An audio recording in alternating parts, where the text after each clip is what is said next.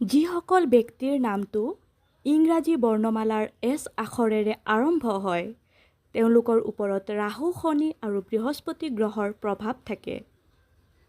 এওঁলোক আকৰ্ষণীয়, দায়িত্বশীল, স্বাধীনতাপ্ৰিয় আৰু ৰোমেণ্টিক প্ৰকৃতিৰ হোৱা দেখা যায়।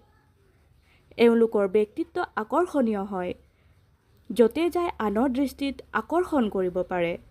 ভাল কাপোৰ কানি পিন্ধি ভালদৰে থাকি ভাল পায়, হাঁহি ফূৰ্তি কৰি থাকি ভাল পায় আৰু সকলোৰে লগত মিলি যাব পাৰে।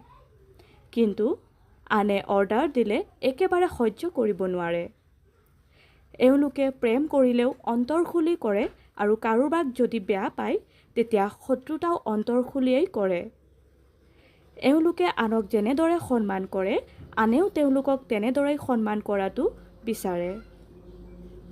এওঁলোকে বিচাৰে যে এওঁলোকৰ প্ৰেমিক-প্ৰেমিকা বা জীৱনসংগীয়ে সম্পূৰ্ণ গুৰুত্ব যাতে তেওঁলোকৰ ওপৰত দিয়ে, তাত যাতে কোনো ধৰণৰ কৃপণালি নকৰে।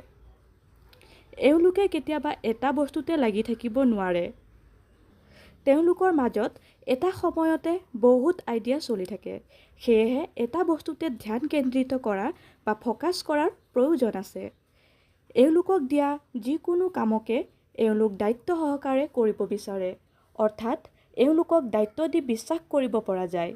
আপুনি ভালেই থাকক, সুস্থ হৈ থাকিব।